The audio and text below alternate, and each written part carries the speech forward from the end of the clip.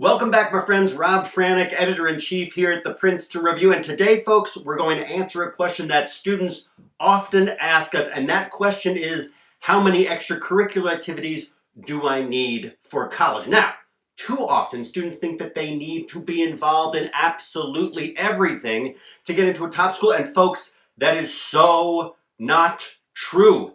Yes, you are allowed to provide up to 10 extracurricular activities on your Common App, but that doesn't mean that you should or that you need to fill in all 10 spots with an activity. And here's why. First off, colleges aren't looking for Renaissance people in everything. Instead, you should prioritize quality over quantity when it comes to extracurricular involvement. Colleges prefer students who have been deeply committed to a few activities for an extended period of time over students who dabbled in any number of activities with zero long-term commitment. Now, at this point, you're probably scratching your head and wondering, but what about being well-rounded? And that is a fair point, my friends.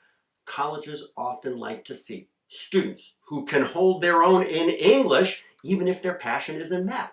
But having a bit of balance isn't the same thing as being outstanding at everything. Of course, the ultimate goal of college teams is to put together a well-rounded incoming class. Colleges want to admit students who will go on to be top scientists and attorneys and musicians and writers and policymakers and athletes and so on and so on. But they certainly don't expect you to fill each role and check each and every box. Not only is that unrealistic, but frankly, it's impossible. Instead, we recommend focusing your precious time on just a few activities that align with your interests, academic or otherwise, and if possible, your future career goals. And remember, your extracurricular involvement isn't just about getting into college. Sports and clubs and volunteer work and paid work are all excellent ways to meet new people and to sharpen your communication skills and to explore opportunities that will shape your future. Friends, another reason that you should place quality over quantity, colleges look for students who can demonstrate leadership, ability, and maturity through their extracurricular activities. And that, my friends, takes time. It's easy to sign up for 8 clubs and show up for 1 or 2 meetings each year, but that is not impressive to schools. What impresses colleges is the ability to dedicate a significant amount of time to a handful of activities and take on a leadership role and make an impact. Now, we certainly don't expect you to commit to anything on day 1 of high school. We encourage you to spend your first year experimenting with lots of different activities. So, if you love math and science, then sign up for activities like the Robotics Club or the Math Bowl or the Coding Club. And then as you move on to your sophomore and your junior year, start to identify the activities that you'd like to deepen your engagement in. But Rob, how will you know which activities to keep? It's a good question, my friends. First, ask yourself, which activities excite you? Which activities inspire you to seek a leadership role and to participate in competition or to simply dedicate more hours towards? Those are the activities that you should invest your time in. We recommend finding at least one activity to get deeply involved in during your high school career. Now, with that all said, friends, we couldn't have today's segment, without talking about sports. And let's remember that getting involved in sports is a big commitment. So play a sport because you genuinely want to, not because you want to jot something down on your Common application.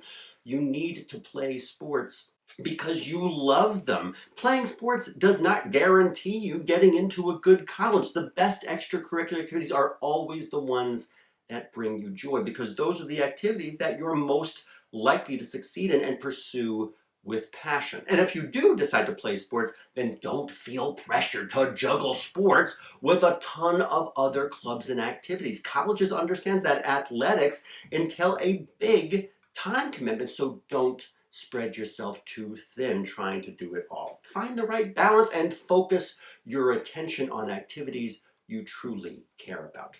Friends, we also recognize that many students may choose, for any number of reasons, to commit to less activities at your school so that they'll be able to work during the school year or during the summertime. And if this is you, friends, then bravo. Please know that colleges recognize this, and never more so than in the midst of a global pandemic. In fact, your unique circumstances will likely help distinguish your application in the next year and years. Committing to a part-time job or volunteer opportunities is a testament to your character, specifically your strength of character and your work ethic, and colleges respect and applaud it. Now, all that said, folks, we can't forget about COVID.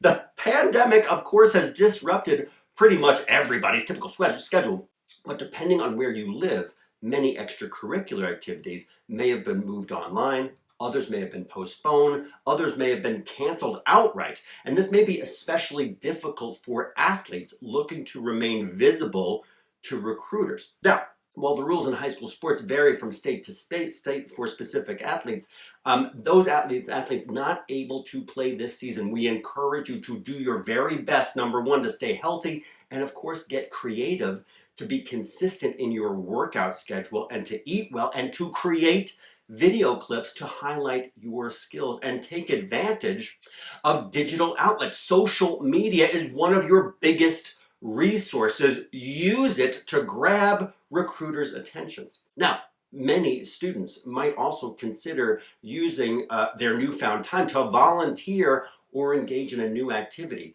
So if you're looking for ideas on that front, then please do check out our videos specifically on online volunteering and job opportunities specifically for high school students. You can consider applying for an online internship or volunteering with an organization, helping those affected by the virus, or getting involved with your local community, or starting an online club or a small business.